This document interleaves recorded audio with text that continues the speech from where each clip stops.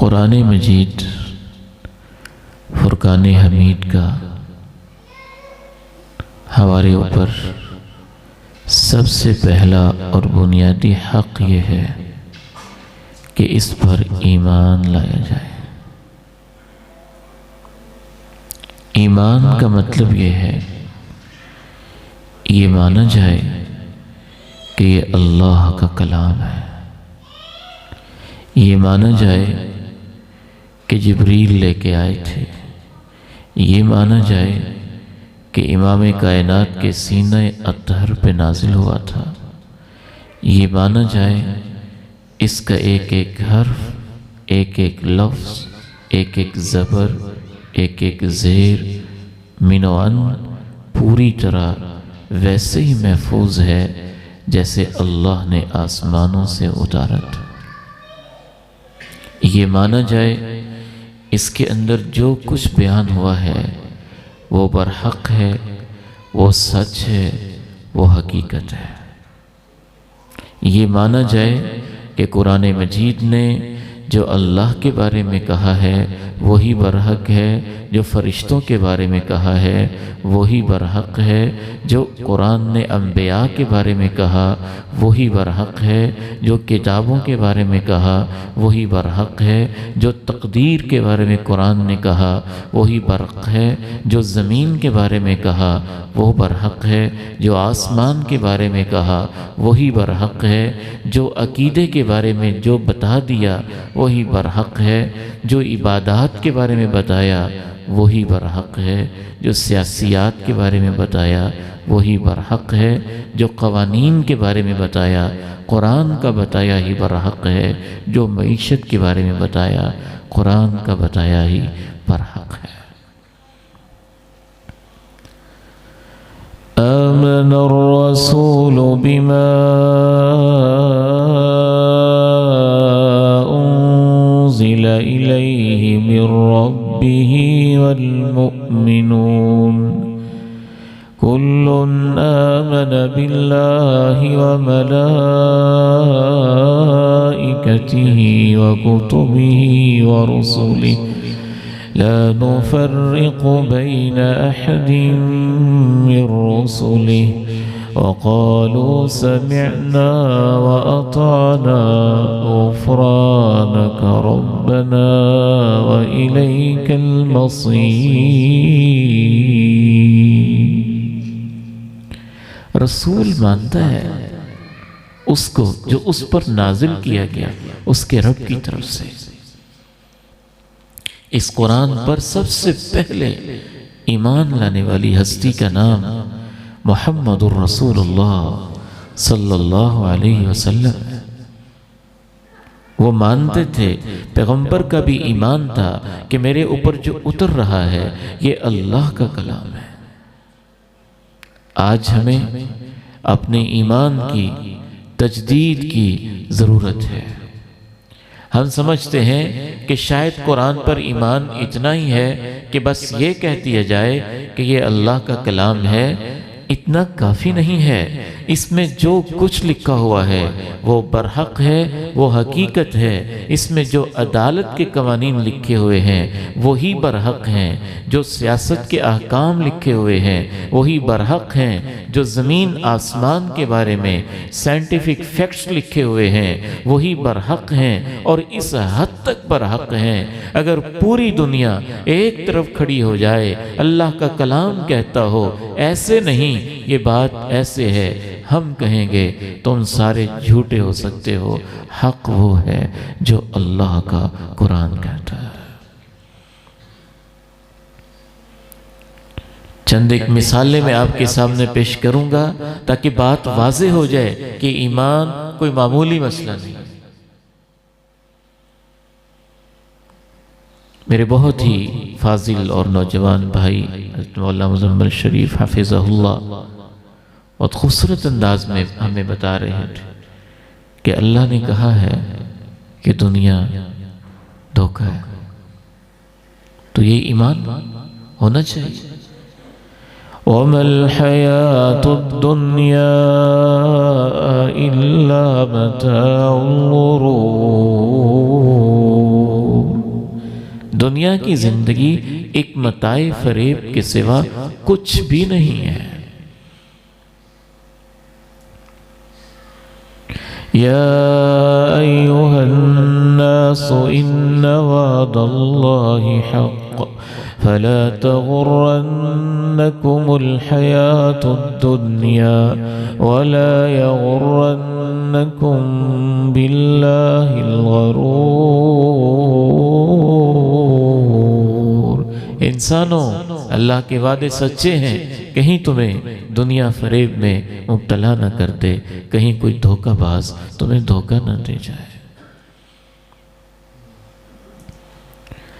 اذا زلزلت الارض زلزالها واخرجت الارض اثقالها وقال الانسان ما لها يومئذ تحدث اخبارها بان ربك اوحى لها يومئذ يصدر الناس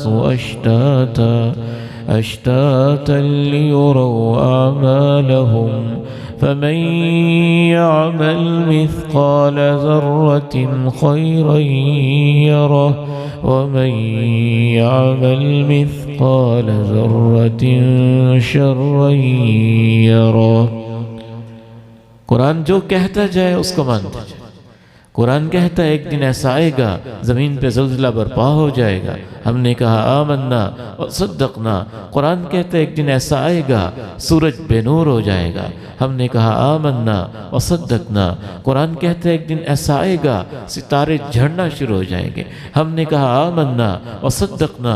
قرآن کہتا ہے ایک دن ایسا آئے گا آسمان کا رنگ سرخ ہو جائے گا، یہ لیروں لیر ہو جائے گا، ٹکڑے ٹکڑے ہو جائے گا، اس کے ذرے بکھر جائیں گے، اس کے اندر سوراخ ہی سوراخ ہو جائیں گے۔ ہم نے کہا آمنا وصدقنا۔ ہم نے کہا، اللہ کے قرآن نے کہا ایک دن ایسا آئے گا کہ یہ زمین بدل جائے گی، آسمان بدل جائے گا، دنیا کا نظام بدل جائے گا۔ ہم نے کہا آمنا وصدقنا۔ اور اس کے لیے یہ نہیں پوچھنا کہ اچھا سائنس کیا کہتی ہے، اچھا فلاں کیا کہتا ہے، میں پھر مانوں گا، میں ذرا سوچ لوں فلاں کیا کہتا ہے، فلاں کیا کہتا ہے۔ اسے ویسے ماننا ہے جیسے صدیق نے مانا تھا۔ آئے دوڑے دوڑے، صدیق تم مانتے ہو تمہارا پیغمبر کیسی باتیں کرتا ہے؟ کہا کیا باتیں کرتا ہے؟ کہا وہ کہتا ہے میں یہاں سے چلا بیت المقدس سے پہلا آسمان، پھر دوسرا، تیسرا، چوتھا، پانچواں، چھٹا، ساتواں آسمان، سدرۃ المنتہا، جنت جہنم، سب کچھ دیکھ کے رات کے کچھ حصے میں واپس بھی آ گیا۔ مانتے ہو؟ کہا کون کہتا ہے؟ کہا تمہارا نبی کہتا ہے۔ کہا جو وہ کہتا ہے سچ ہی کہتا ہے۔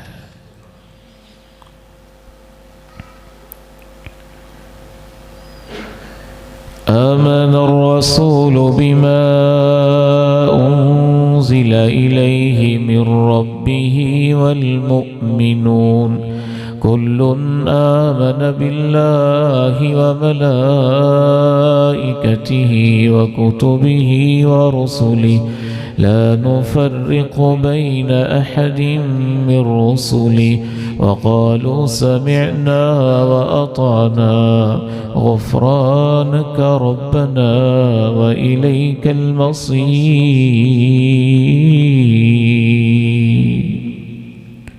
علی، مقداد، جاؤ، ایک عورت ہے اس کے پاس ایک خط ہے، لے کے آؤ۔ چلے گئے، فلاں جگہ پہ ملے گی، روضۃ خاخ پہنچے، عورت جا رہی ہے، پکڑ لیا۔ امام کائنات کے سپاہیوں نے اسے گرفتار کیا، کہا تمہارے پاس خط ہے نکالو۔ کہنے لگی میرے پاس تو کوئی نہیں۔ کہا نکالو، تلاشی لیں گے، میرے پاس تو کوئی نہیں۔ ایمان کی کیفیت یہ ہے، وہ کہتی ہے نہیں ہے، تلاشی لیتے ہیں نہیں ملتا، لیکن دماغ پہ ایک بات سوار ہے۔ امام کائنات نے کہا تھا اس سے خط ملے گا، یہ نہیں ہو سکتا اس کے پاس خط نہ ہو۔ کہا اللہ کی قسم ہے تم خط نکالو، نہیں نکالو گی، ہمیں کپڑے اتار کے بھی تلاشی لینی پڑی، اللہ کا حکم ہے، ہم خط لیے بغیر نہیں جائیں گے۔ اللہ کے نبی کا ارشاد ہے، ایمان اسے کہتے ہیں۔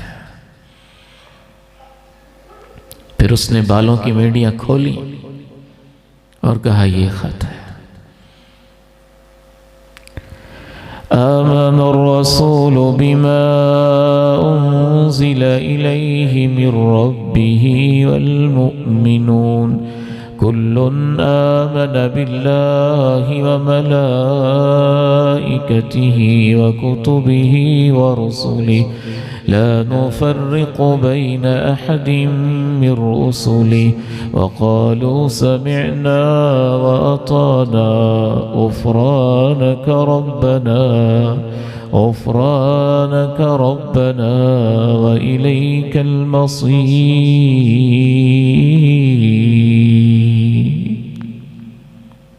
قرآن نے کہا 7 آسمان ہیں، ہم کہیں گے 7 ہیں۔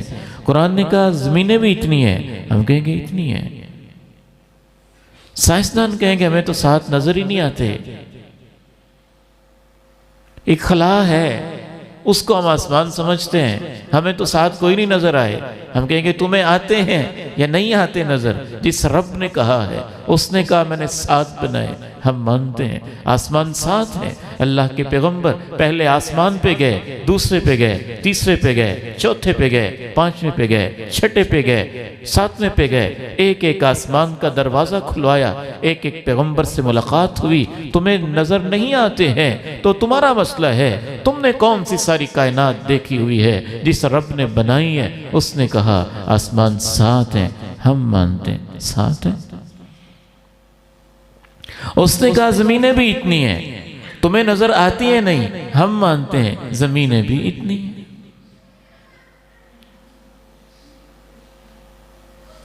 یہ ایمان ایک وسیع دائرے کا نام ہے۔ قرآن نے کہا وراثت جب تقسیم کرنی ہے تو مرد کا حصہ جو ہے بیٹوں کا ڈبل ہوگا، بیٹیوں کا سنگل ہوگا۔ وہ پکا بے ایمان ہوگا پرلے درجے کا، چاہے اس نے 20 عمرے کیے ہوئے ہوں، چاہے اس کے لیے بیت اللہ کے دروازے کھلتے ہوں۔ جو قرآن کے اس حکم پہ اعتراض کرے اور یہ کہے کہ عورت کو سنگل کیوں، مرد کو ڈبل کیوں؟ قرآن نے کہا جب عدالتی معاملات میں گواہی کی باری آئے، مالی معاملات میں، تو پھر تم نے اس طرح سے گواہی لینی ہے۔ گواہی کا نصاب یہ ہوگا، عورت اگر ہو تو 2 ہوں گی تاکہ ایک کو بھول جائے تو دوسری اس کو یاد کروا دے۔ وہ لوگ بھی جو عمرے اور حج پہ جاتے ہیں، ان میں سے بھی کتنے ہی یہ مغلظات بکتے ہیں اور یہ کہتے ہیں کہ یہ کیا بات ہوا، یہ کیا بات ہوئی؟ کہ عورت کی جو گواہی ہے وہ آدھی ہوگی۔ ماننا بھی ایسے ہے کہ ماننے کے بعد دل کے اندر کوئی شک اور شبہ نہ رہے۔ فَلَا وَرَبِّكَ لَا يُؤْمِنُونَ حَتَّى يُحَكِّمُوكَ فِي مَا شَجَرَ بَيْنَهُمْ ثُمَّ لَا يَجِدُوا فِي أَنفُسِهِمْ حَرَجًا مِّمَّا قَضَيْتَ وَيُسَلِّمُوا تَسْلِيمًا۔ مجھے تیرے رب کی قسم ہے یہ ایمان نہیں لا سکتے جب تک کہ آپ کے فیصلوں کو مانے نہ، اور مانے بھی ایسے کہ دل سے تسلیم کرے، دل سے تسلیم کرے۔ آج ایمان کی تجدید کی ضرورت ہے۔ انما المؤمنون الذين آمنوا بالله ورسوله ثم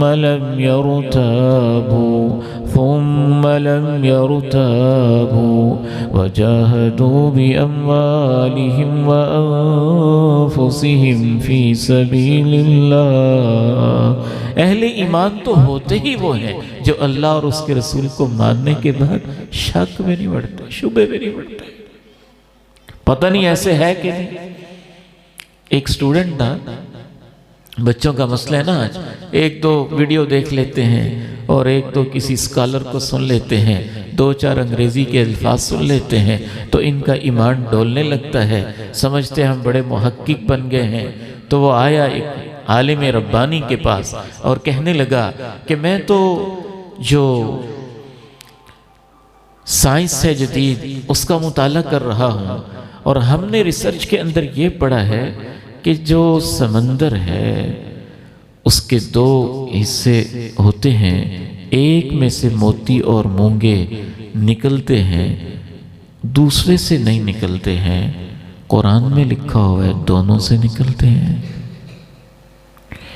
يخمرج البحرين يلتقيان بينهما برزخ لا يبغيان مرج البحرين يلتقيان بينهما برزخ لا يبغيان۔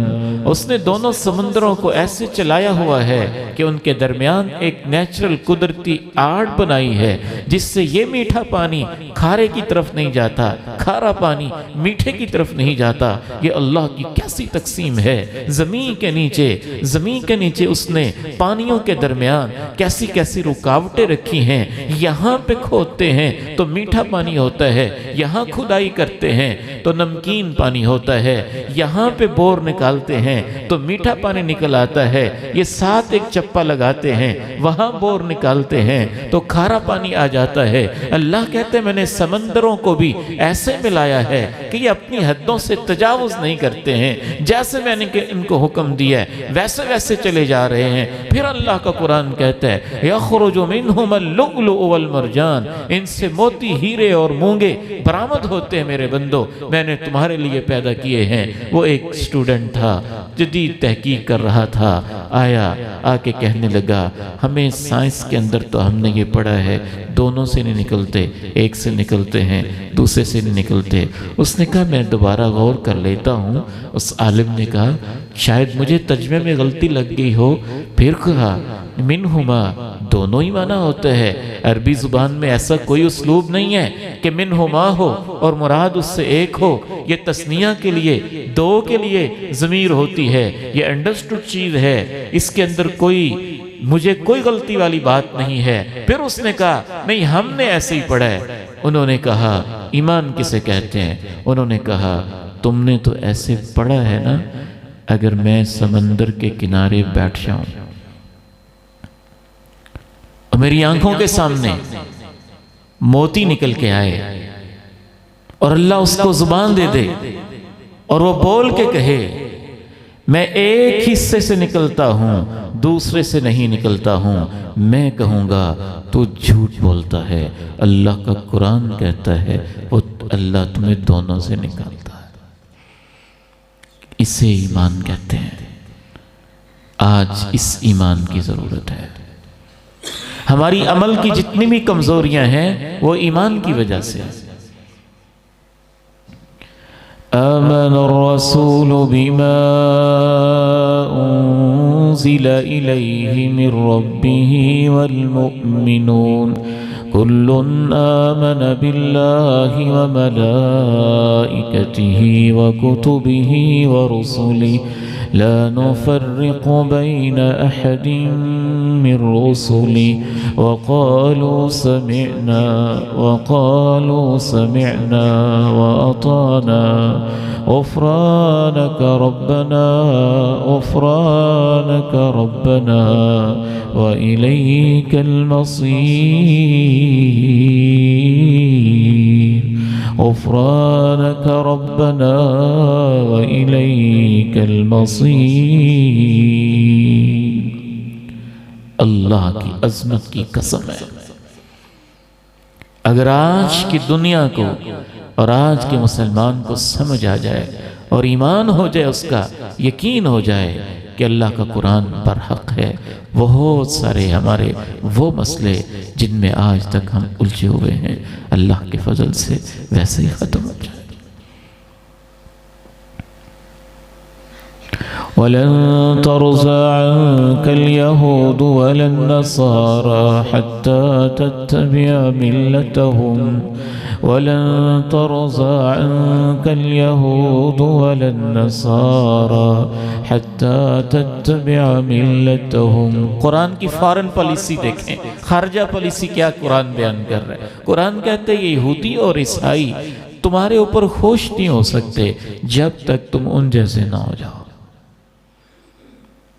جو مرضی کر لیں، ساری ڈیمانڈیں پوری کرتے ہیں، ہم بڑے امن والے، ہم بڑے صلح پسند ہیں، ہم ایسے کرتے ہیں، ہم جو مرضی کر لیں۔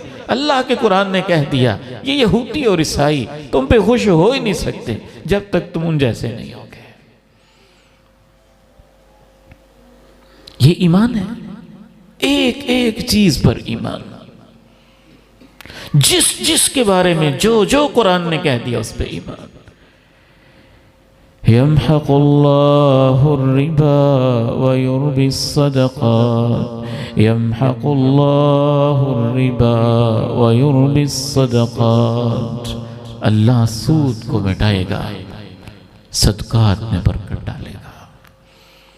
پوری دنیا کے جتنے بھی پولیٹیشن ہیں اور پوری دنیا کے اکنامکس کے جتنے پالیسی میکر ہیں اور پوری دنیا کے جتنے اکانومسٹ ہیں، پورے اکٹھے ہو کے جائیں، اللہ تیرے قرآن کی کلام کی، تیرے کلام کی، تیرے عظمت کی قسم اٹھا کے کہتے ہیں ہم نے تو تیرے قرآن کو ایسے مانا ہے، بے شک وہ دنیا کے جتنے بھی بڑے بڑے اکانومسٹ ہوں وہ کہیں سود کے بغیر معیشت چل ہی نہیں سکتی ہے، سود کے بغیر ہمارا گزارا ہو ہی نہیں سکتا ہے، سود کے بغیر سسٹم بن ہی نہیں سکتا ہے، ہم کہیں گے تم جھوٹ بکتے ہو۔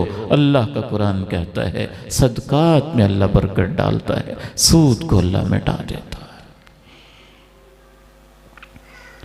ہم اپنی آنکھوں سے بھی دیکھتے رہیں کہ وہ فلاں سود لے رہا ہے، یہ ہو رہا ہے، ترقی کرتے چلا جا رہا ہے، آنکھیں بند کر کے اللہ کے کلام پہ یقین کر کے ہم کہیں گے کہ ایک دن آئے گا اس کی یہ ساری کی ساری ترقی، یہ سب کچھ ختم ہو جائے گا، برکت اللہ مٹا دے گا، اس کے اندر دل میں بے چینی رہے گی، کہیں اولاد کے اندر برکت نظر نہیں آئے گی، کہیں مال کمایا ہوا ہے اس کے اندر برکت نظر نہیں آئے گی، کہیں اخراجات کے اندر برکت نظر نہیں آئے گی، کہیں آمدن کے اندر برکت نظر نہیں آئے گی، کہیں نسلوں کے اندر برکت نظر نہیں آئے گی، لیکن ہمارا ایمان ہے۔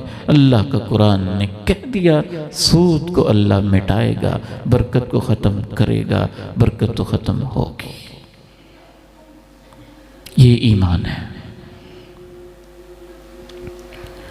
آمن الرسول بما أنزل إليه من ربه والمؤمنون كل آمن بالله وملائكته وكتبه ورسله لا نفرق بين أحد من رسله وقالوا سمعنا وأطعنا غفرانك ربنا وإليك المصير۔ اور ایمان کیسا؟ صحابہ کی طرح فَإِنْ آمَنُوا بِمِثْلِ مَا آمَنْتُمْ بِهِ فَقَدِ اهْتَدَوْا وَإِنْ تَوَلَّوْا فَإِنَّمَا هُمْ فِي شِقَاقٍ فَسَيَكْفِيكَهُمُ اللَّهُ وَهُوَ السَّمِيعُ الْعَلِيمُ۔ یہ جناب خبیب ہے، کس موقع پہ یاد آئے؟ یہ بھی ایمان کی ایک مثال ہے۔ پکڑے گئے ہیں، مکہ والوں نے اعلان کر دیا ہے جمع ہو جاؤ، محمد کریم کا ایک غلام پکڑا گیا ہے، اس کا تماشا دیکھنا۔ بچے بھی آ گئے ہیں، عورتیں بھی آ گئی ہیں، بڑے بھی آ گئے ہیں، چھوٹے بھی آ گئے ہیں، سردار بھی جمع ہو گئے ہیں، اور بڑے بڑے سردار اکٹھے ہو کے اونچی جگہوں پہ، پہاڑوں کی چوٹیوں پہ بیٹھ گئے ہیں، اور مکہ کا ایک نیا نوجوان خوبصورت گبرو، لمبے قد کا، عامر اس کو کہتے ہیں، وہ بھی کہتا ہے میں بھی دیکھتا ہوں آج سولی پہ اس کو کیسے لٹکایا جاتا ہے۔ وہ دور سے بیٹھ کے کہتا ہے میرے اندر ایسی جوانی اور طاقت تھی، بڑے بڑے سردار جہاں اونچی جگہ جگہ پہ بیٹھے تھے میں بھی پاس جا کے بیٹھ گیا، لیکن میرے دل کی دنیا کی کیفیت عجیب ہوتی جا رہی تھی۔ میں خبیب کو دیکھ رہا تھا سولی کی طرف، ایک سکون کے ساتھ، ایک اطمینان کے ساتھ، ایک کیفیت کے ساتھ، خاص کیفیت سے بڑھتے چلے جا رہے تھے۔ جب سولی پہ لٹکانے لگے، خبیب نے کہا مجھے موقع تو دو، میں 2 رکعت پڑھنا چاہتا ہوں۔ اس نے جو 2 رکعتیں پڑھیں، اس کی 2 رکعتیں ایسی تھیں، جناب عامر کہتے ہیں میرے دل میں وہ رکعتیں بیٹھ گئیں۔ اس کا رکوع، اس کا سجدہ، اس کا اطمینان، اس کی تلاوت، اس کا چہرے کی کیفیت، اطمینان کا عالم میرے دل کے اندر بس عجیب سا اثر کر گیا۔ میں نے سوچنے لگا یہ دین کیسا ہے، اس دین کو ماننے والے کیسے ہیں، یہ ایمان والے کیسے ہیں۔ جناب خبیب نے مختصر رکعتیں پڑھیں، اور جب وہ رکعتیں پڑھ کے سولی کی طرف گئے تو ان کی زبان کے اوپر الفاظ تھے ما ان ابالی حین اقتل مسلما علی ای جنب کان للہ مصرعی، اگر اللہ کی خاطر میں جا رہا ہوں تو مجھے کوئی پرواہ نہیں ہے، میں نے تو اس رب کو مانا ہے، میری لاش کے ٹکڑے بھی ہو جائیں تو اس کے اوپر بھی برکتیں نازل کر دے گا۔ جناب عامر کہتے ہیں کہ جناب خبیب کو سولی پہ لٹکا دیا گیا۔ میں یہ منظر اپنی آنکھوں سے دیکھتا ہی رہ گیا۔ میں اس وقت ابھی مسلمان نہیں ہوا تھا، لیکن میں رات بستر پہ سوتا تھا تو میرے سامنے خبیب کا چہرہ آ جاتا تھا۔ میں چلتا اور پھرتا تھا تو خبیب کا نورانی چہرہ میری آنکھوں میں گھوم گھوم جاتا تھا۔ اس کی رکعتیں، اس کی نمازیں، اس کے سجدے، اس کے رکوع کی کیفیت میں بلانا بھی چاہتا تو مجھے بھولتی نہیں تھی۔ میری آنکھوں کے سامنے وہ منظر غائب ہوتا ہی نہیں تھا، حتیٰ کہ اس نے مجھے اتنا بے چین کر دیا، میں سوچنے پہ مجبور ہو گیا جس بندے کے اندر، جس دین کے اندر ایسا سکون ہے کہ سولی پہ چڑھتے ہوئے بھی وہ اس کیفیت کے ساتھ جاتے ہیں، وہ دین سچا دین ہوگا، وہ بڑا پیار والا خوبصورت دین ہوگا۔ میں نے بھی ایک دن کلمہ پڑھ لیا، مسلمان ہو گیا۔ جناب عامر کہتے ہیں جناب صدیق کا دور آیا، جناب عمر کا دور آیا، آپ نے مجھے ایک ذمہ داری تفویض کر دی اور ایک علاقے کا گورنر بنا دیا۔ میں اس علاقے کا گورنر بن گیا۔ لوگ تو کسی کو معاف نہیں کرتے، انہوں نے شکایت لگا دی۔ شکایت کیا تھی؟ جو ہمارا گورنر ہے یہ ایک دن ایسا آتا ہے کہ ہفتے میں یا کبھی کبھی بیٹھے بیٹھے ان کے اوپر غشی کی کیفیت طاری ہو جاتی ہے، پتہ نہیں ان کو کیا ہو جاتا ہے، کہاں چلے جاتے ہیں۔ ایسا آپ نے ہمیں گورنر دیا ہے، اور ہفتے میں ایک دن ایسا بھی آتا ہے کہ کام پہ آتے ہی نہیں، دفتر میں آتے ہی نہیں، ہماری بات سنتے ہی نہیں، اور تیسری شکایت لے گئی رات کو جو مرضی کر لیں، یہ نہیں بات سنتے۔ جناب عمر کہنے لگے عامر کیا مسئلہ ہے؟ کہنے لگے میں بتانا نہیں چاہتا تھا لیکن مجبور ہو کے بتا رہا ہوں، میں ہفتے میں ایک دن اس لیے ناغہ کرتا ہوں، میرے پاس ایک ہی لباس ہے، ہفتے کے بعد میں اس کو دھوتا ہوں، جب تک سوکھتا نہیں ہے میں آتا نہیں ہوں، جب سوکھ جاتا ہے پہن کے آ جاتا ہوں۔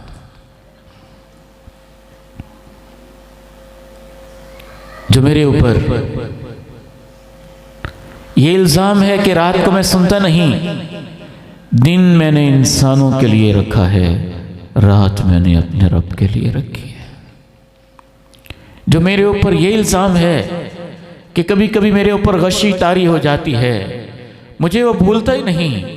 جب خبیب کو سولی پہ لٹکایا گیا تھا، میں گبرو جوان تھا، مجھے وہ منظر یاد آتا ہے تو میرے جسم پہ غشی طاری ہو جاتی ہے کہ اس وقت میں نے خبیب کی مدد کیوں نہیں کی تھی، میں ان کو بچایا کیوں نہیں تھا۔ آج میرے نوجوان بیٹو آپ کو کیا ہو گیا؟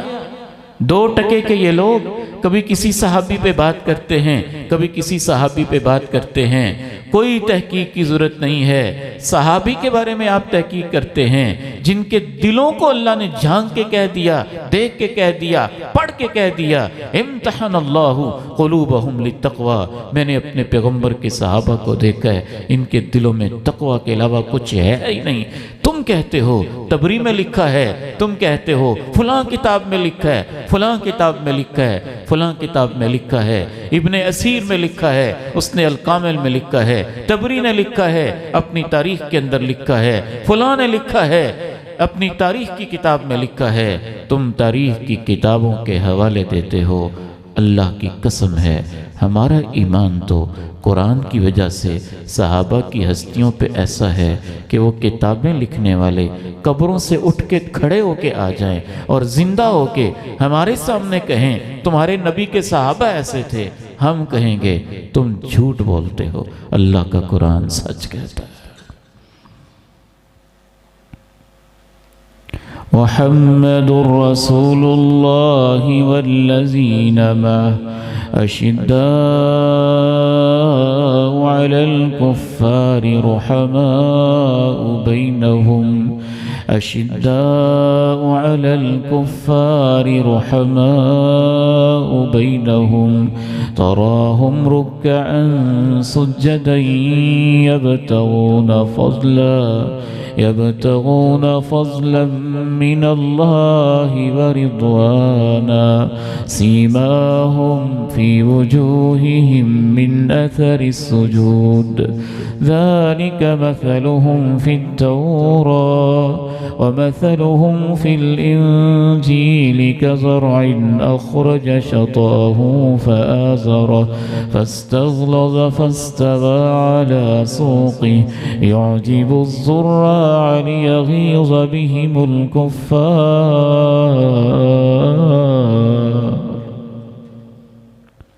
سب سے پہلا کام اس قرآن پہ ایمان لانا ہے۔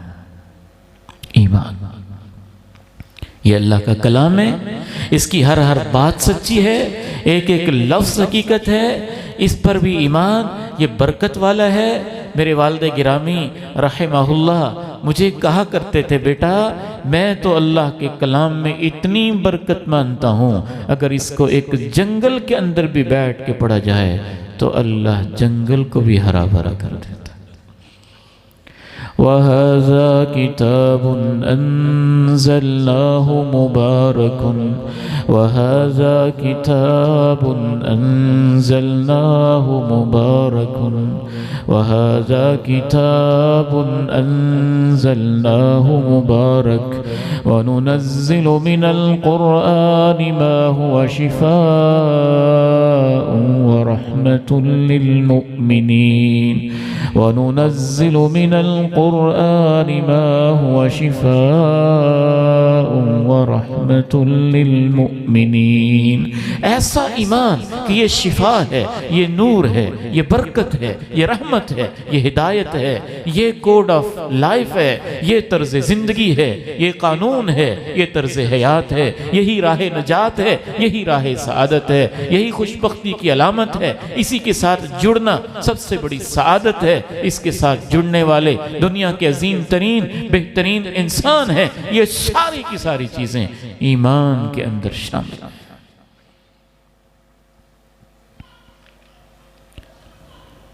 دوسرا حق قرآن مجید کا یہ ہے، اس کی تلاوت کی جائے، اس کو پڑھا جائے۔ الذين آتيناهم الكتاب يتلونه حق تلاوته أولئك يؤمنون به اقرأ باسم ربك الذي خلق الإنسان من علق اقرأ وربك الأكرم اتل ما أوحي إليك يا أيها المزمل قم الليل إلا قليلا نصفه أو انقص منه قليلا أو زد عليه ورتل القرآن ترتيلا۔ میں شرمندہ ہوں یہ کہتے ہوئے کہ ہم قرآن کا یہ حق کتنا ادا کرتے ہیں۔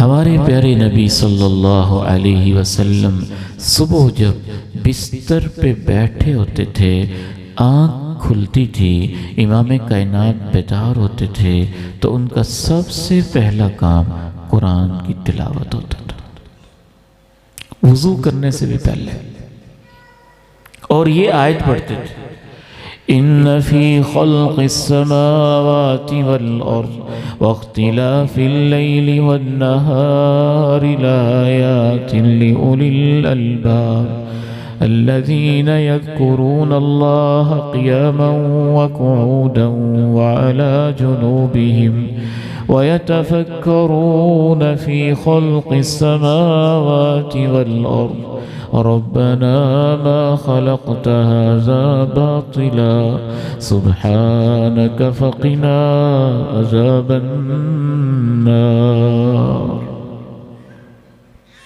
نماز ہوتی تو اس میں قرآن پڑھتے اور لمبا پڑھتے، خوب پڑھتے، دل لگا کے پڑھتے۔ جناب عمر رضی اللہ تعالیٰ عنہ قرآن پڑھتے، ابو بکر قرآن پڑھتے، عثمان قرآن پڑھتے۔ جناب عثمان رضی اللہ تعالیٰ عنہ کو جب شہید کیا گیا تو ان کی بیوی نے یہاں تک کہا تھا تم نے ایک ایسے بندے کا آج خون بہایا ہے، ایسے بدبخت لوگ پائے جاتے ہیں جن کی ظالمانہ تحقیق نہیں، تخریب یہ کہتی ہے، شرارتیں یہ کہتی ہیں۔ عثمان کو شہید کرنے والے بدری صحابی تھے، شرم آنی چاہیے ایسے منافق صفت یا منافقوں کی بولی بولنے والے لوگوں کو۔ اللہ کے پیغمبر نے تو کہا ہے عثمان کو شہید کرنے والے منافق تھے۔ تو ان کی اہلیہ نے کہا تھا آج تم نے ایسے بندے کو شہید کیا ہے جو ایک رات کے اندر اللہ کے سامنے کھڑے ہو کے پورا قرآن پڑھ لیتا تھا۔ الذین آتیناہم الکتاب یتلونہ حق تلاوتہ اولئک یؤمنون بہ۔ میرے بیٹو پورے مہینے میں کتنی دفعہ قرآن پڑھا ہے؟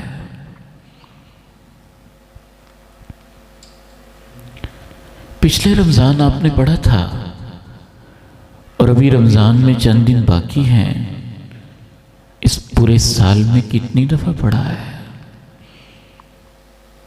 یہ ایمان ہے کہ اس کو پڑھا جائے، یہ اس کا حق ہے اس کی تلاوت کی جائے۔ ہم نے تمہاری سائنسز کو، تمہاری ڈگریوں کو، تمہارے ایف ایس سی کو، تمہارے بی ایس کو، تمہارے ایم بی بی ایس کو اللہ نے کیا کرنا ہے اور اللہ کے نزدیک اس کی کیا قدر و قیمت ہے اگر تم اللہ کی کتاب کو کھول کے دیکھتے نہیں۔ امام کائنات قرآن پڑھتے تھے، قرآن پڑھتے تھے اور کثرت سے پڑھتے تھے۔ اللہ نے قرآن پڑھنے والوں کی صفتیں اپنے قرآن کے اندر بیان کی ہیں کہ جو مجھ پر ایمان لاتے ہیں، میرے قرآن پہ ایمان لاتے ہیں، وہ کیسے قرآن پڑھتے ہیں۔ اللہ نزل احسن الحدیث کتابا متشابہا مثانی تقشعر منہ جلود الذین یخشون ربہم ثم تلین جلودهم وقلوبهم الى ذکر اللہ۔ سب سے خوبصورت اللہ نے یہ کلام اتارا ہے، جو اس کو پڑھتے ہیں وہ ہوتے ہیں کہ ان کے رونگٹے اس کو پڑھنے سے کھڑے ہو جاتے ہیں۔ وَإِذَا تُلِيَتْ عَلَيْهِمْ آيَاتُهُ زَادَتْهُمْ إِيمَانًا۔ جب ان کو قرآن کی تلاوت سنائی جاتی تو ان کے ایمان میں اضافہ ہو جاتا ہے۔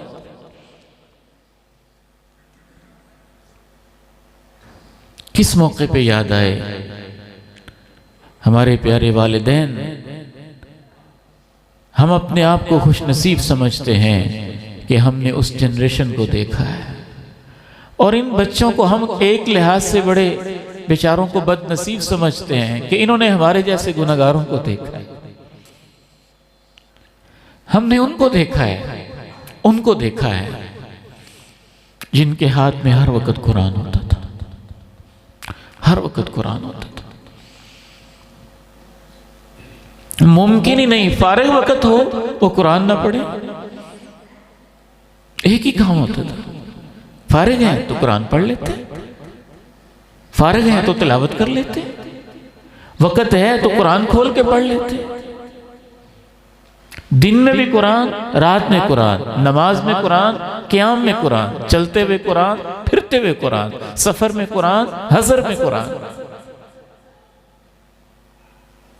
آج کے اپنے بیٹوں کو اگر میں سمجھانا چاہوں اور اپنے آپ کو میں سمجھانا چاہوں تو میں کہوں گا جس طرح آپ کا تعلق موبائل کے ساتھ ہے کہ جب بھی آپ فارغ بیٹھے ہیں تو آپ سکرولنگ کرتے ہیں، اچھا دیکھ لیتے ہیں اب یہ کیا ہوا ہے، اب وہ کیا ہوا ہے، اب یہ کیا ہو رہا ہے، اب وہ کیا ہو رہا ہے۔ میں یہ نہیں کہتا کہ ایسے گناہ ہے، لیکن میں اتنا ضرور سمجھانا چاہتا ہوں کہ ہمارے اسلاف کا تعلق قرآن کے ساتھ ایسے ہوتا تھا۔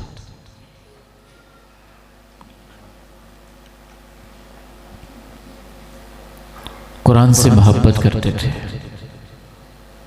قرآن سے ان کو سکون ملتا تھا، قرآن سے ان کی زندگیوں میں اطمینان آتا تھا۔ اللہ کے نبی علیہ السلام جن کو خود جبریل آ کے قرآن سناتا ہے، قرآن پڑھتے بھی ہیں لیکن سننے کا ایک علیحدہ اپنا مزہ ہوتا ہے، سنتے شوق سے ہیں۔ امام کائنات کہتے ہیں اے میرے صحابی میرا دل چاہتا ہے آج تم مجھے قرآن سناؤ۔ وہ صحابی رسول کہتے ہیں اللہ سمانی لک، کیا اللہ نے میرا نام لے کے کہا ہے؟ وہ تو ایسے پڑھتے تھے کہ عرش والا رب خوش ہو جاتا تھا اور فرشتے کو نام لے کے اللہ کہتے تھے جو پیغمبر کا فلاں صحابی ہے، اے میرے نبی اس صحابی سے آج تو میرا کلام سنا۔ تو انہوں نے کہا میرا نام لیا اللہ نے؟ ہاں اللہ نے آپ کا نام لیا۔ تو انہوں نے تلاوت شروع کر دی، کرتے کرتے یہاں پہنچے وَكَيْفَ إِذَا جِئْنَا مِن كُلِّ أُمَّةٍ بِشَهِيدٍ وَجِئْنَا بِكَ عَلَى هَؤُلَاءِ شَهِيدًا۔ اے میرے نبی وہ کیسا منظر ہوگا، ہم ہر امت سے ایک گواہ کھڑا کریں گے اور وہ گواہی دے گا اللہ میں نے تیرا دین پہنچا دیا تھا۔ جناب نوح کہیں گے 950 سال تک روتا رہا اللہ میری قوم سے پوچھ لے میں نے ان کو دین پہنچا دیا تھا۔ جناب عیسیٰ کہیں گے میرے لیے بڑی تکلیفیں انہوں نے دیں اور سولی کے انتظام بھی کیے، اللہ میں نے تیرا دین پہنچا دیا تھا۔ ابراہیم کہہ رہے مجھے آگ میں پھینک دیا گیا میں نے تیرا دین پھر بھی پہنچایا تھا۔ جناب موسیٰ کہہ رہے ہیں میرے خلاف جو کچھ بھی ہوتا رہا میں نے تیرا دین پہنچایا تھا۔ اے میرے نبی ہم آپ کو بھی لائیں گے اور آپ سے بھی گواہی لیں گے کہ آپ نے ان کو دین پہنچایا تھا کہ نہیں۔ پتہ نہیں آپ کی سوچیں کہاں ہیں؟ امام کائنات قرآن پڑھتے پڑھتے کن سوچوں میں ہیں؟ کہتے ہیں بس کر دو بس کر دو بس کر دو۔ صحابی کہتے ہیں میں نے نگاہیں اٹھا کے دیکھا تو اللہ کی پیغمبر کی آنکھوں سے آنسو بہہ رہے تھے۔ ماں جی عائشہ سے پوچھا گیا آپ نے اللہ کے نبی کے ساتھ اتنی زندگی گزاری ہے، آپ ان کی زندگی کا کوئی حیران ترین جو آپ نے واقعہ سنا ہو ہمیں وہ سنائیں۔ ماں جی عائشہ کیا واقعہ سناتی ہیں؟ کہتی ہیں میں نے ایک رات ایسا ہوا کہ آپ نے کہا عائشہ ذرینی اتعبد ربی اللیلہ، آج میں نے اپنے رب سے باتیں کرنی ہیں۔ تو اللہ کے نبی علیہ السلام اپنے رب سے باتیں کرنے لگ گئے، باتیں کرتے رہے قرآن پڑھتے رہے حتیٰ کہ آپ کی آنکھوں سے اتنے آنسو بہے کہ آپ کی داڑھی مبارک آنسوں سے تر ہو گئی۔ آپ پھر قرآن پڑھتے رہے اور پھر روتے رہے حتیٰ بل حجرہ، آپ کی گود مبارک بھی آنسوں سے تر ہونے لگی۔ آپ پھر قرآن پڑھتے رہے پھر روتے رہے حتیٰ کہ زمین کے اوپر بھی آپ کے مبارک آنسو گرتے رہے۔ ساری رات ایسے ہی گزر گئی حتیٰ کہ فجر کا وقت ہوا، جناب بلال آئے، اذان کی اطلاع دی۔ آپ اس وقت بھی رو رہے تھے، پوچھا آپ اتنا کیوں روتے ہیں؟ کہا آج اللہ نے میرے اوپر وہ آیتیں اتاری ہیں کہ افسوس ہے جو آیتیں پڑھے اور سوچے نہ کہ ان آیتوں میں کیا کہا ہے اللہ نے۔ ان فی خلق السماوات والارض واختلاف اللیل والنہار لآیات لأولی الالباب، دن اور رات کے آنے جانے میں عقل والوں کے لیے نشانی، دن رات کے آنے جانے میں عقل والوں کے لیے نشانی۔ ہم بچے ہوتے تھے جوان ہو گئے، پھر داڑیاں سفید ہو گئی، ماں باپ رخصت ہونے لگے، باپ چلے گئے، ماں چلے گئی، بھائی چلے گئے، بہنیں چلے گئی۔ اللہ کہتے ہیں دن اور رات کے آنے جانے میں عقل والوں کے لیے نشانیاں ہیں۔ دن ہفتوں میں، ہفتے مہینوں میں، مہینے سالوں میں بدلتے چلے گئے، اور ہم کہاں سے کہاں پہنچ گئے، اور زندگی کا سفر کہاں سے کہاں پہنچ گیا۔ پچھلے ہفتے ہماری ایک میٹنگ تھی، ہمارے ایک بہت ہی پیارے بھائی ادارے کے ساتھ محبت کرنے والے کہہ رہے تھے کہ جلدی ذرا فارغ کریں، میں نے ایک شادی پہ جانا ہے۔ بچیاں ان کی ہمارے پاس پڑھتی تھی۔ رات کے 12 بجے اطلاع آئی کہ آپ کے وہ جوان والد محترم 40-45 سال کی عمر میں اللہ کے پاس جا چکے ہیں، اور آج ہم نے ان کا جنازہ پڑھا۔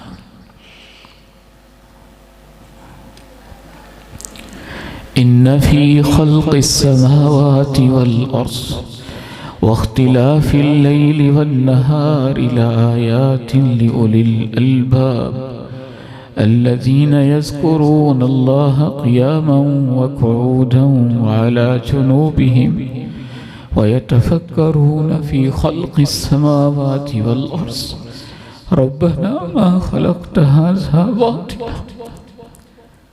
آپ کیا سوچتے ہوں گے؟ آپ کے گناہ معاف ہیں؟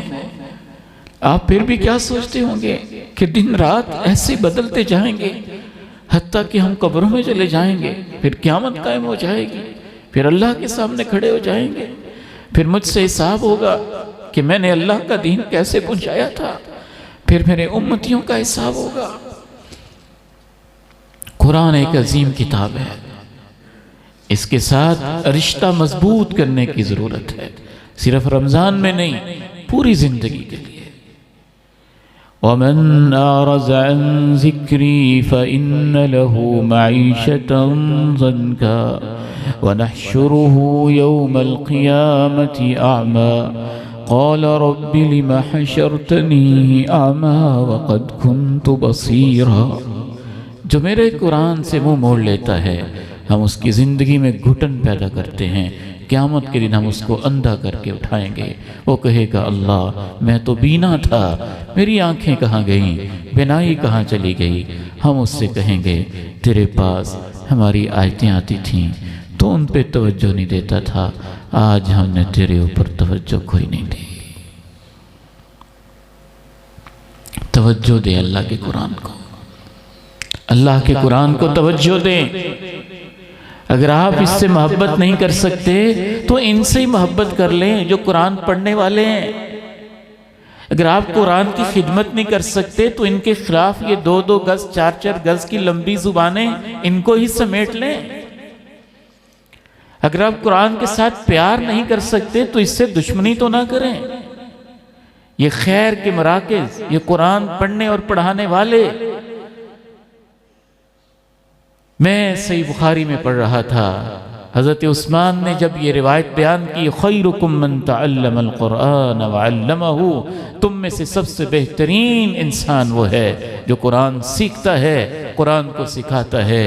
ان سے ایک تابعی نے روایت سنی، جب سنی کوفہ کی مسجد میں بیٹھ گئے اور 40 سال تک قرآن پڑھاتے رہے، اور 40 سال تقریباً قرآن پڑھانے کے بعد وہ کہتے ہیں کہ کوفہ کی اس مسجد میں اگر میں بیٹھ کے قرآن پڑھا رہا ہوں تو اس کی صرف ایک وجہ ہے، خیرکم من تعلم القرآن وعلمہ، کہ میں نے عثمان سے سنا تھا اللہ کے نبی نے کہا بہترین شخص ہے وہ جو قرآن سیکھتا ہے سکھاتا ہے۔ میں 40 سال سے اس لیے پڑھاتا ہوں کہ اللہ مجھے ان لوگوں میں شامل کرتا ہے۔ آخری بات عرض کر کے اجازت چاہتا ہوں، قرآن کے بڑے حقوق ہیں ہمارے اوپر، بڑے حقوق ہیں قرآن کے۔ قرآن کا تیسرا عظیم ترین حق اس امت کے اوپر یہ ہے کہ قرآن مجید کو سمجھا جائے، اس کو سمجھایا جائے، اس میں تدبر کیا جائے، اس میں غور و فکر کیا جائے، اس کا ترجمہ سمجھا جائے، اس کا معنی سمجھا جائے، اس کا مفہوم سمجھا جائے۔ چوتھا حق پھر قرآن کا یہ ہے، اس پہ عمل کیا جائے، اس کو اپنی زندگی میں نافذ کیا جائے۔ جہاں قرآن کہے کھڑے ہو جاؤ وہاں کھڑے ہو جائیں، جہاں کہے بیٹھ جاؤ وہاں بیٹھ جائیں۔ قرآن کے اس کے قریب نہ جاؤ، قریب نہ جائیں۔ قرآن کے یہ کرو، وہ کرنے لگیں۔ جس چیز کے بارے میں اللہ نے اپنے قرآن کے اندر 70 مرتبہ کہا ہو یہ کرو، نماز پڑھو، اور پھر بھی کوئی نماز نہ پڑھے تو کیا اس کا قرآن پہ ایمان ہے؟ جس چیز کے بارے میں اللہ نے 100 دفعہ کہا زکات دو، زکات دو، زکات دو، وہ پھر بھی توجہ نہ کرے تو اس نے کیا قرآن کا حق ادا کیا ہے؟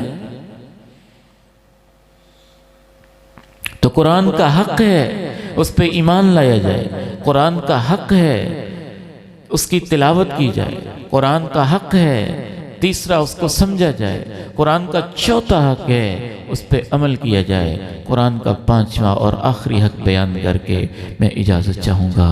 قرآن کا پانچواں حق ہے قرآن کی طرف دنیا کو بلایا جائے، بلایا جائے، قرآن کی طرف دعوت دی جائے، بچوں کو، بڑوں کو، چھوٹوں کو، گھر والوں کو، بیٹیوں کو، بیٹوں کو قرآن کی طرف بلایا جائے۔ بیٹے میری خواہش ہے آپ قرآن یاد کر لو، بیٹے میری خواہش ہے تم قرآن کا ترجمہ پڑھ لو، بیٹے میری خواہش ہے تم قرآن کا مفہوم سیکھو، وہ فلاں جگہ تفسیر کلاس ہو رہی ہے، میری خواہش ہے بیٹے تم اس کو اٹینڈ کرو۔ قرآن کی طرف بلایا جائے اور اس کا آغاز اپنے گھر سے کیا جائے۔ والد گرامی رحمہ اللہ کس موقع پہ یاد آئے؟ اللہ اکبر، اللہ اکبر۔ میرے ساتھ ایک دفعہ ناراض ہوئے، کہنے لگے بیٹے میں ایک بات پہ ناراض ہوں۔ میں نے کہا ابا جی کس بات پہ؟ کہتے آپ کا ایک بھائی ہے، ٹھیک ہے کاروبار بھی عبادت ہے کرنا چاہیے، لیکن میری خواہش ہے وہ بھی قرآن پڑھانے پہ لگ جائے، وہ بھی قرآن پڑھانے پہ، تم اسے اپنے ساتھ جوڑو نا، ساتھ ملاؤ، ساتھ جوڑو۔ میں اپنے بزرگوں اور بھائیوں سے کہتا ہوں ان بچوں سے مایوس نہ ہوا کریں، آپ ان کو سمجھاتے ہیں، پیار سے نرمی کریں، پیار کریں، محبت کریں، شفقت کریں، دعائیں دیں، پیار سے کہتے رہیں۔ ہمارا کام بس کہنا ہے۔ جب آپ اخلاص کے ساتھ، پیار کے ساتھ، نرمی کے ساتھ، حکمت کے ساتھ، دانائی کے ساتھ، بصیرت کے ساتھ، شفقت کے ساتھ، محبت کے ساتھ، دل کی تڑپ کے ساتھ، آنکھوں کے آنسوں کے ساتھ، راتوں کو اٹھ اٹھ کے دعائیں کر کر کے اپنے بیٹوں کو کہتے رہیں گے، اللہ کو گواہ بنا کے کہتا ہوں ایک نہ ایک دن آپ کے بیٹے بدل جائیں گے۔ مایوس نہ، تو ان کا اپنا شوق تھا کاروبار کا، تھوڑا بہت کر رہے تھے، ایک سکول بھی چلا رہے تھے، کتابوں کی دکان تھی، یہ ان کا سلسلہ تھا۔ ویسے حافظ تھے ماشاءاللہ، کہتے میرا دل چاہتا ہے یہ بھی قرآن پڑھا ہے، یہ بھی اس ادارے کے ساتھ اٹیچ ہو، ادھر جڑ جائے۔ میں نے ابا جی کا پیغام بھی دیا، ابا جی کی دعائیں، وہ ماشاءاللہ ہمارے بھائی، اللہ ان کو اجر عظیم عطا فرمائے، اللہ ان کی یہ قربانی قبول فرما لے۔ انہوں نے سکول بھی چھوڑا، بزنس بھی چھوڑا، مدرسے میں بیٹھ گئے۔ آج اس وقت راجوال میں اگر کوئی 12-13 حفظ کی کلاسیں چل رہی ہیں تو ان کی نگرانی میرے وہی بھائی حافظ عبید اللہ آسن صاحب کر رہے ہیں۔ اور ہم مسجد میں بعد میں جاتے ہیں، ان سے اللہ نے خیر کا اتنا کام لیا ہے، فجر کی اذان سے بھی آدھا گھنٹہ پہلے وہ خود مسجد میں پہنچے ہوتے ہیں کہ طلبہ اٹھے ہیں کہ نہیں، کلاسیں لگی ہیں کہ نہیں، قرآن پڑھا جا رہا ہے کہ نہیں۔ دعوت تو دیں، آپ کہیں تو صحیح، بچوں کو ترغیب تو دیں۔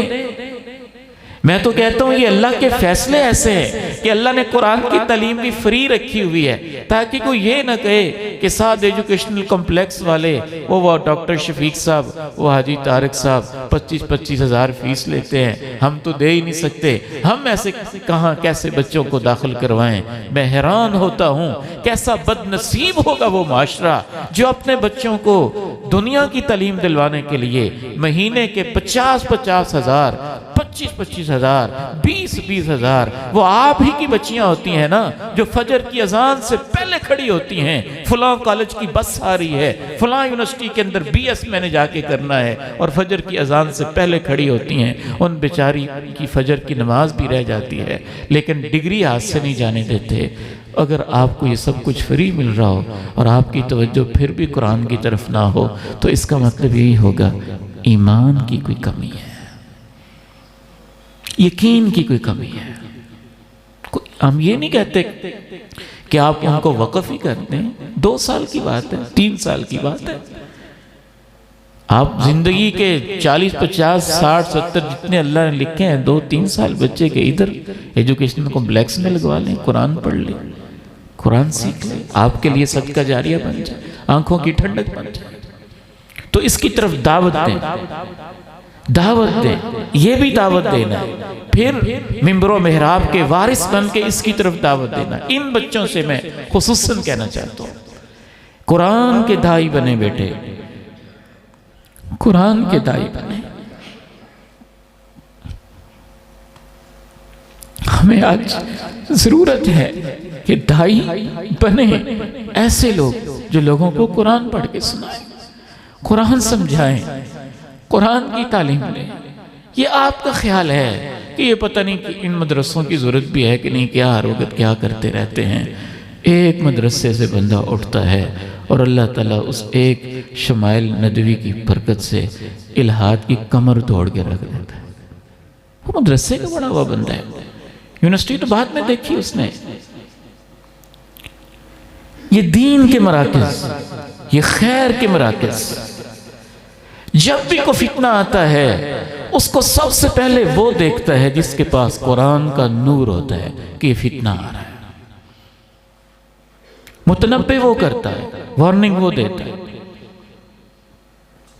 صحابہ نے تو اس قرآن کے ساتھ اتنی محبت کی تھی، اتنی محبت کی تھی، آپ چھوٹی چھوٹی باتوں پہ شرما جاتے ہیں۔ کسی کی کوٹھی اور بنگلہ دیکھ لیں تو وہاں آپ کی شلوار ٹخنوں سے نیچے ہو جاتی ہے اور سر کے اوپر سے ٹوپی اتر جاتی ہے۔ اے میرے بیٹو، نہیں، قرآن کے ساتھ اتنے جم کے رہو، اتنے مضبوط ہو کے رہو، وہی تو موقع ہوتا ہے دکھانے کا کہ میں قرآن کا طالب علم ہوں۔ اپنی شناخت، اپنی پہچان پہ آپ شرمندہ کیوں ہوتے ہیں؟ عزت کے ساتھ چل کے چلے اور خوب عزت کے ساتھ بتائیں میرے لیے زندگی کا سب سے بڑا اعزاز یہ ہے کہ میں قرآن پڑھتا ہوں۔